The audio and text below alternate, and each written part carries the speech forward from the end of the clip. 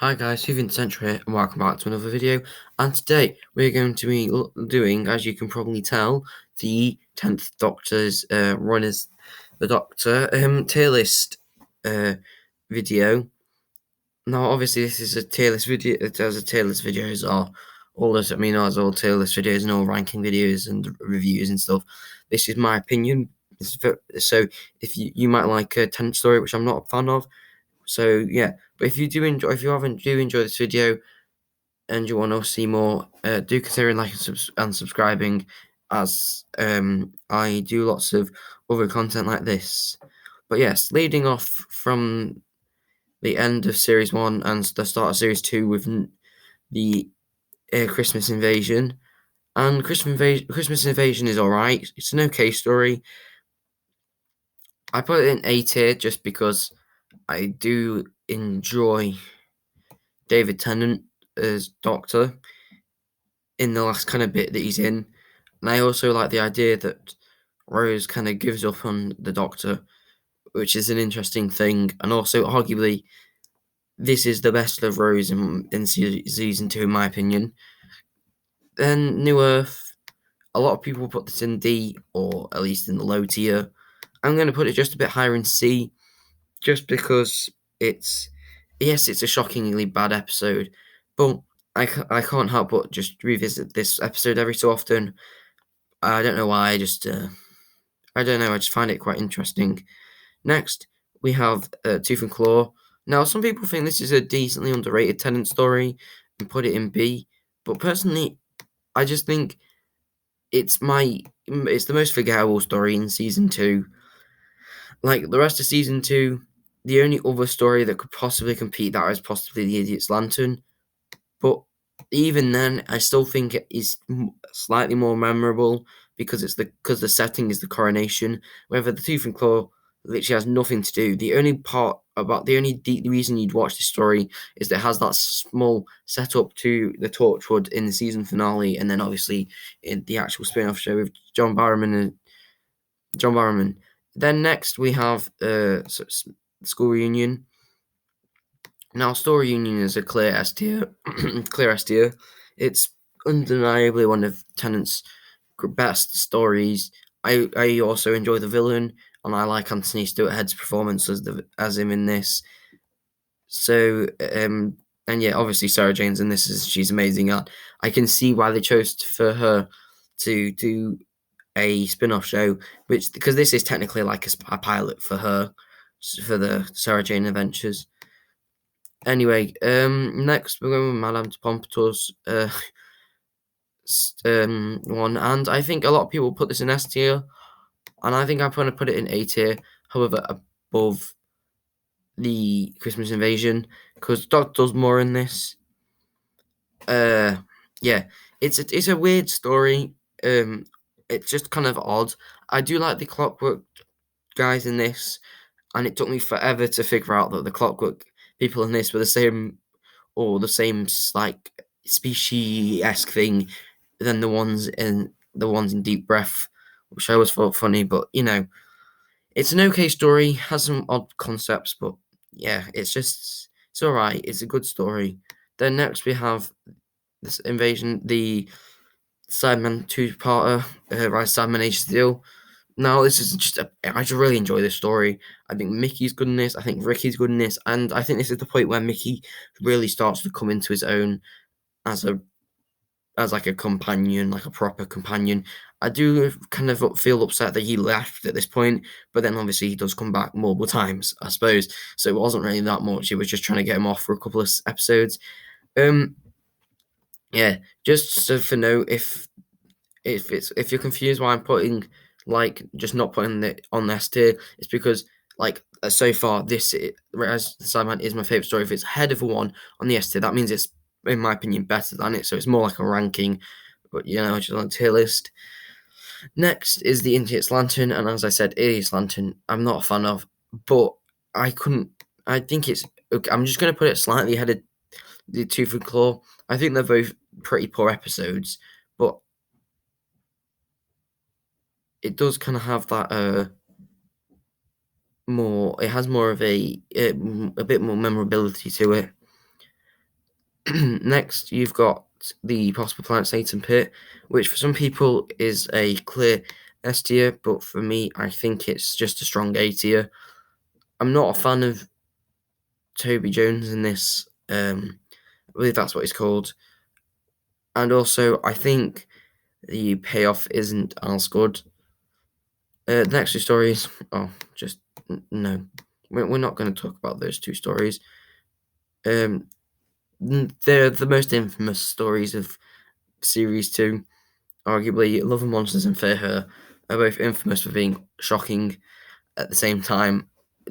And it's just a bit of it's a poor way from, you got a pretty good run up until that point with maybe a couple of, you've had a shaky season, but still some pretty good episodes, and then you just have those two, and it's just not good. Then you got Army Ghost Doomsday, and it's a B tier. A lot of people think this is the best story, and it's not. It's a decent story, but I hate the fact that the Cybermen get destroyed in this story when they're fighting the Daleks. I wish they'd have done a lot more when it did a lot more and had more ability to beat them, because I think the Cybermen could have at least taken down some of the Daleks. Like, they have the power to. So it was just unfortunate that they couldn't, because obviously plot reasons. Runaway Bride. It's a it's a good story. It's nice. It's quite fun. I think Catherine Tate in this is arguably I think I like her when she comes back to series 4, but she's a bit annoying in this. Like, she's kind of like Colin Baker from the Twin Dilemma, really obnoxious and annoying and rude. But then when they bring her back for series 4, similar to when Colin was in Attack of the Cybermen, she still has that about her, but she's significantly toned down, which is good, because she does get a bit obnoxious in this. Then Smith and Jones is, I'd say, better than both of the Christmas specials. It's a pretty good story, and I enjoy Martha in this. It's a nice one just to put on 45 minutes. Not really. It doesn't demand too much from the viewer to be fully invested in it. So, and I think they're just doing a good in this, and arguably didn't really need to return after this. Then there's the Shakespeare's Code, which I think is just in the B tier. It's not a bad story. It's just not an amazing story. It's one of those ones where you're like, yeah, if I want to watch a Tenant story, I can. There's certainly better ones out there. There's better ones out there, but but if I'm in, there can be times when I just be like, yeah, I'll put that one on. Then Gridlock is, if you don't know, is when I made my modern underrated gems. The Gridlock was the underrated gem for it, so therefore it's going in S tier for the moment. It's a good story, and I really do enjoy it. The one flaw it has is the underuse of the macro, but that doesn't detract too much from it. Then you've got in my opinion, the worst Dalek story in the Russell T Davies era. It's only just slightly under Rose. Mainly, the Rose won the Army Ghost and Doomsday. Mainly because the idea of Army Ghost and Doomsday is one of those ones where the idea is good, but the execution is just poor. Whether for Evolution of the Daleks, the idea is poor and the execution is even worse. So yeah, I think it's only slightly better than New Earth, because I do think that the supporting cast in Evolution of the Daleks is a little bit better. Maybe not the dancers and stuff, but the main bulk of the cast is a little bit better.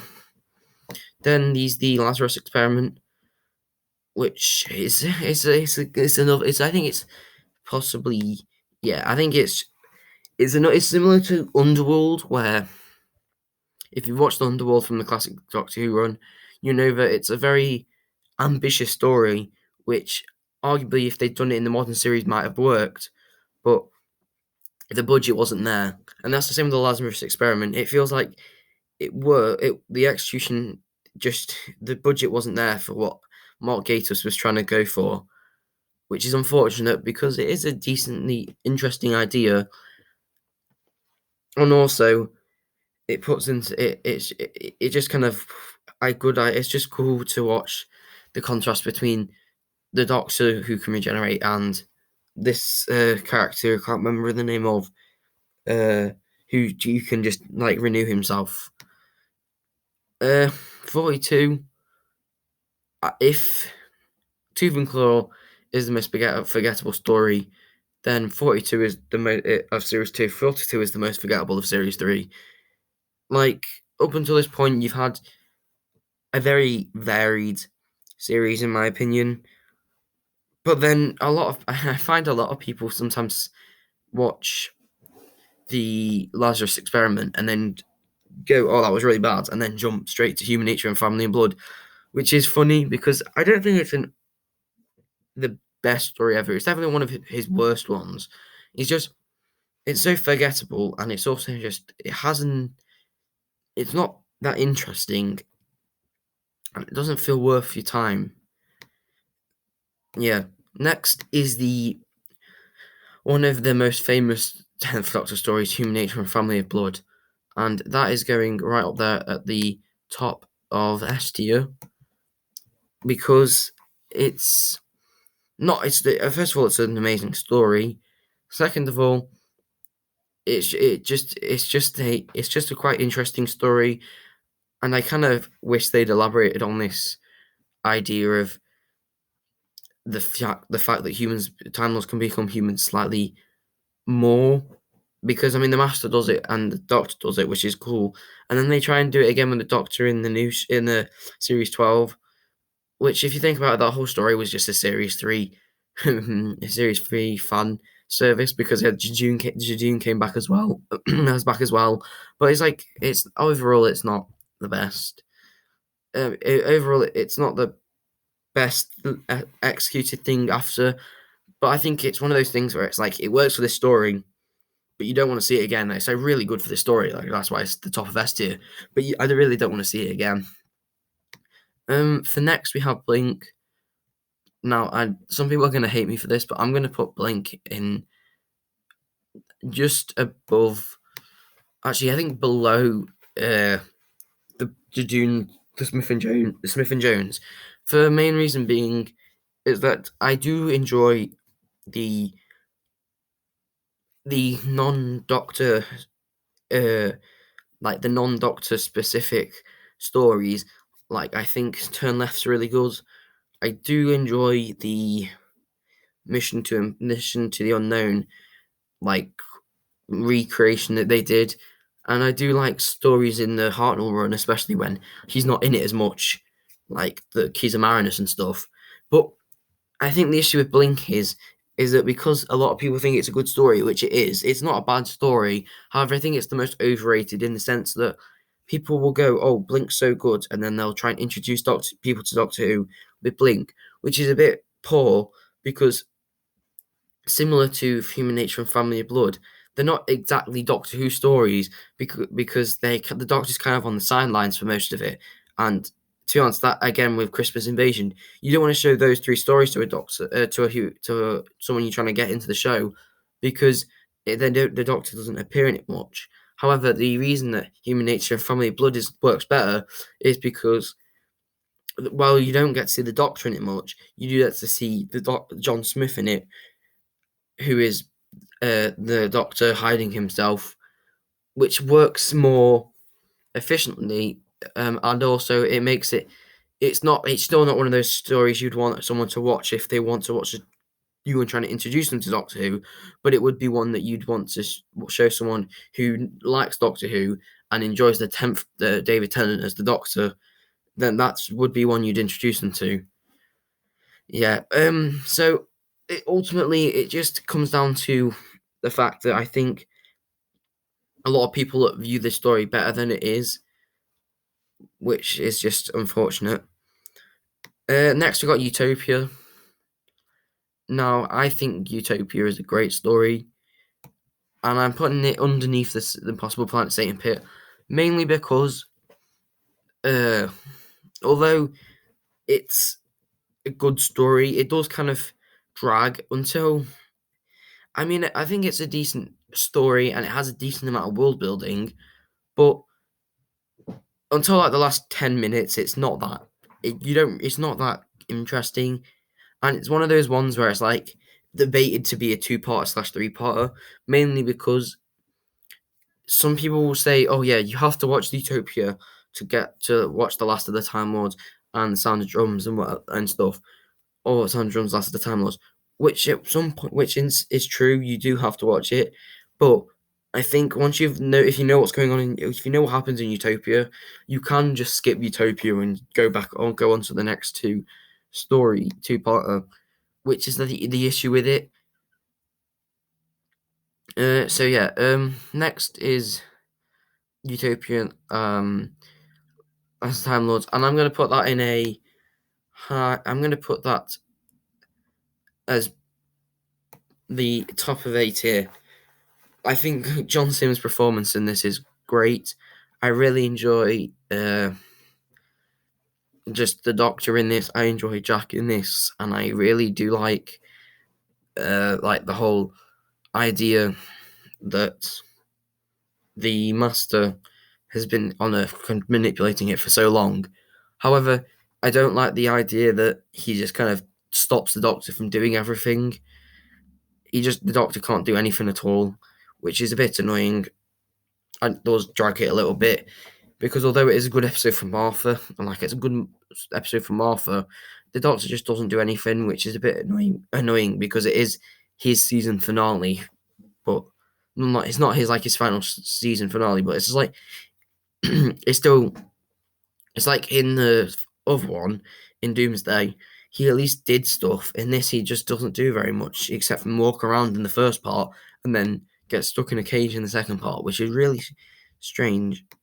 Now, next we have for a lot of people, the best Christmas special of Doctor Who, and it was for me for a long time my favourite Christmas special, but it's definitely gone down to the point where I could only really say it's just possibly a tad higher than all the other two. Mainly because I think the best part about this story is from the fact that he's kind of got the Kylie Minogue character with him for a little bit. He doesn't really have a companion to similar to unlike how in the first one with him he has Rose, the second one he has Donna. In this, he doesn't have a companion as such, which works because he gets to do a lot more by himself, and he doesn't need. And since he's with the only person who could count as a companion in this story for pretty much the whole time, it doesn't mean that they have to divvy up the screen time between the two of them, which I find kind of makes stories quite drawn out, because like in the one with Catherine Tate in, the Doctor's doing one thing and she's doing another thing, and then they have to keep flicking between them so you know where each of them are. And it does happen again later on in the later runs, but I do think that Matt Smith's first story does that a lot better, and I think some of Capaldi's do it a lot better, where because the companions are together the companion and the Doctor is together, and they're not separated, they don't need to divvy up the screen time as much. But then on to Series 4, and if you don't count the specials as a series, the last series of David Tennant's run, starting with Partners in Crime, which is a S tier, not that a high S tier, it's probably here. I think it's just a fun story. It's like The Chase or Paradise Towers. It's not a serious. It's not like something really bad happens. It's just fun, and it's just like it's just a fun story. Fires Pompeii, it's a it's a very mess story. I don't know. I think on my rewatches series four, on my rewatches of series four, I don't know how many. I think I must have skipped this story like at least 4 or 5 times. It's one of the. It's like I think this is definitely my most forgettable story of the series because it's just not that it's just not that good. I mean, Capaldi's great in this story. He's really good in this story, but he's not. There's nothing else there. Then next is the lowest in tier 7 in my opinion. Tier S, not tier 7, tier S. With Planet of the Ood. This was what I said was the other contender for Tennant's underrated story with Gridlock, and yeah, I think it's a really good story. I think it's one of his more underrated ones. As I said, I just find that it does drag in some places. This one, the Santoran Stratagem Poison Sky, low C tier. He so mishandles the Santarans, and that's the only thing I want to say about it. It just mishandles the Santarans so much. Doctor's Daughter has some interesting concepts, but because Russell T Davies left, it never really went anywhere. And although yes, he did leave, I wish that he'd maybe developed it in the specials. I think it would have been more interesting rather than the Next Doctor, Planet of the Dead, and Waters and Mars and the End of Time and stuff. He did the mini series, but with Jenny as a companion. I think that would have been a lot more interesting. But if as a standalone story, I think it's probably just about. It's probably just around the middle of a B tier. I think it's probably just slightly worse than Pompeii. Next, you got the Unicorn the Wasp. Really good story. It's quite a fun story. Also, it's got the guy who played the guy from Inferno and also who's in Talons of Chiang in it, which is quite cool because he's one of the few actors to come from a classic series stories to come and do some stuff in the new series. Then you got the Vashnarada one.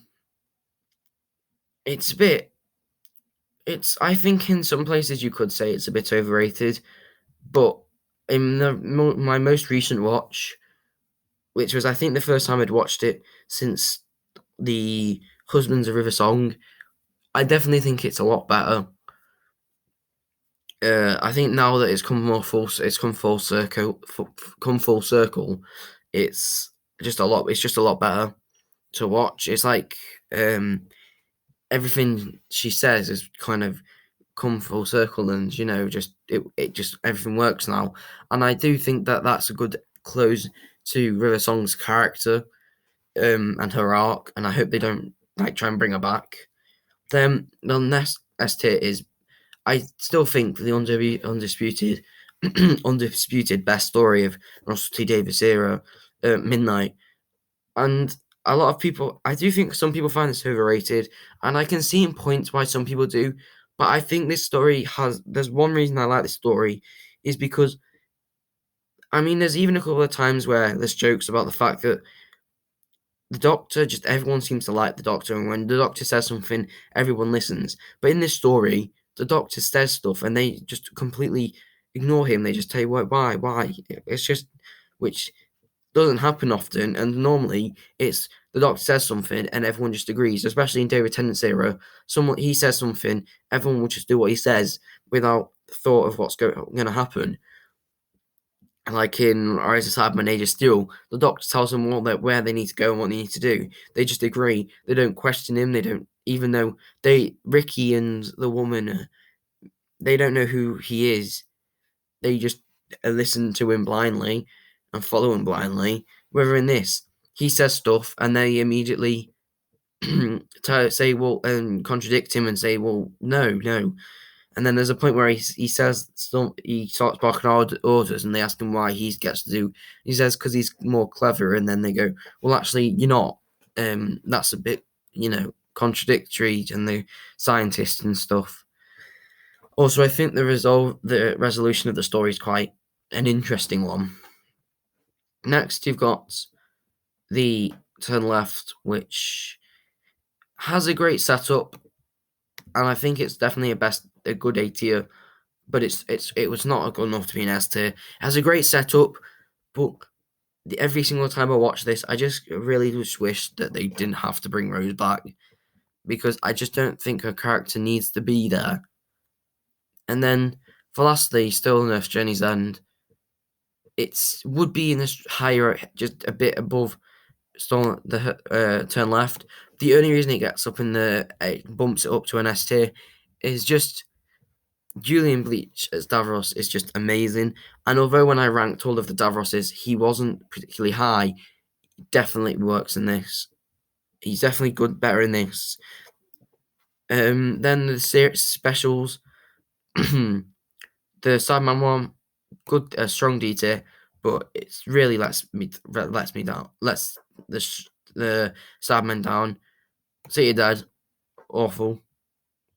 Well, actually, probably not awful.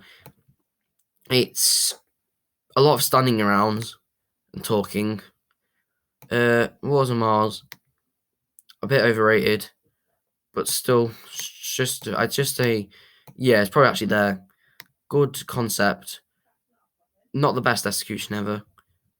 End time. It probably goes in the low S tier. Actually, probably it's not. It's not really worth it. I mean, yeah, okay. I think it's an S tier.